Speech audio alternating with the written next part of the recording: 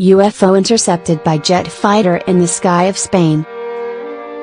Let's talk about the story written by a literary editor, Luis Vanilla, in the magazine La Estafeta Literaria, published by the prestigious cultural organization Ateneo de Madrid in 1978.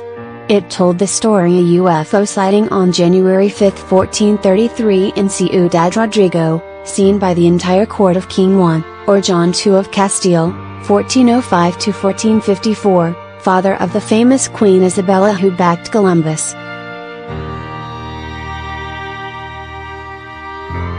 The source of the account transcribed by Vanilla was a letter written by a certain bachelor Fernan Gómez de Ciudadano, said to have been the physician of the king, to the royal chaplain Pedro López de Miranda.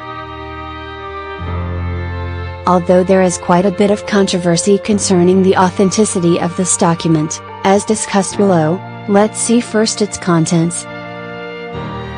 Fernan Gómez begins his letter to López de Miranda describing briefly how the court had arrived to Ciudad Rodrigo, currently in the province of Salamanca in western Spain, on its way to Madrid. The retinue included a number of important figures like the Bishop of Palenque and the Constable, Don Álvaro de Luna, one of the era's most powerful military leaders. This is a remarkable letter in that it not only describes the celestial phenomenon quite thoroughly, but adds fascinating philosophical, scientific and sociological attempts to understand it according to the limited knowledge available at the time. The fact that the object made a big noise that scared all the horses and mules would tend to rule out a meteor or a comet. The account is contained in the epistle, or letter, LV 55, from a book entitled, Centena Epistolario del Bachelor Fernan Gómez de Ciudadano, supposedly published in the city of Burgos in 1499. Centena is an old Spanish word for a literary piece composed of another author's phrases and fragments, like a literary collage or a pastiche. The epistle or letter LVI 56, addressed to Wanda Mina, 1411 to 1456, a well-known Spanish medieval poet, alludes to the same celestial event, although the text was edited out to avoid repeating the same description. A study by Carmen Fernández das Alvarez of Madrid's Complutense University, the Epistolary Centena of Juan Antonio de Vera, published in the Revista de Filologia Románica, 1994-95, discusses all the ins and outs of this affair.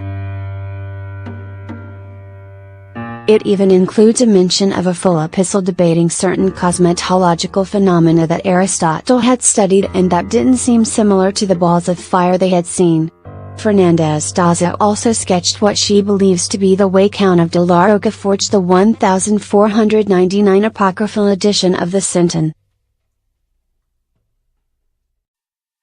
The Count was the Spanish ambassador to the Republic of Venice in the 1630s and, according to Fernández Daza, the real UFO of 1433. All the experts who questioned the authenticity of the Centena also agreed that, for the most part, the Count of de la Vera utilized real events during the reign of King Juan II to compile the letters of his supposed physician.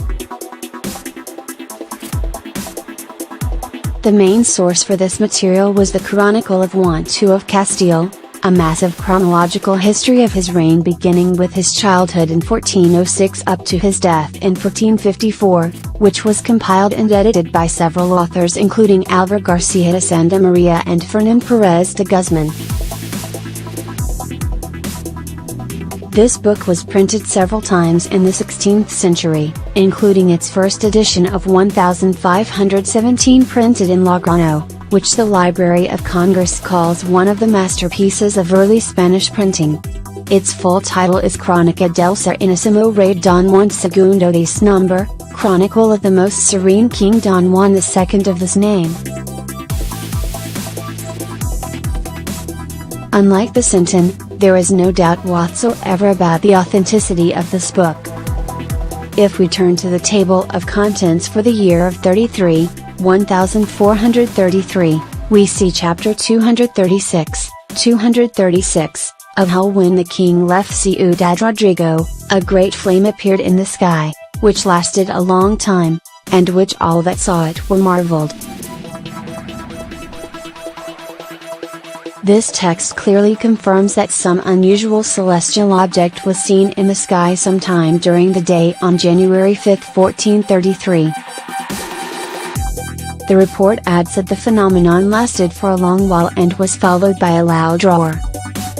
The Old Spanish League is a unit of measurement roughly equivalent to about 4.2 kilometers or 2.6 miles, which means the UFO roar was heard from a distance of about 16 miles.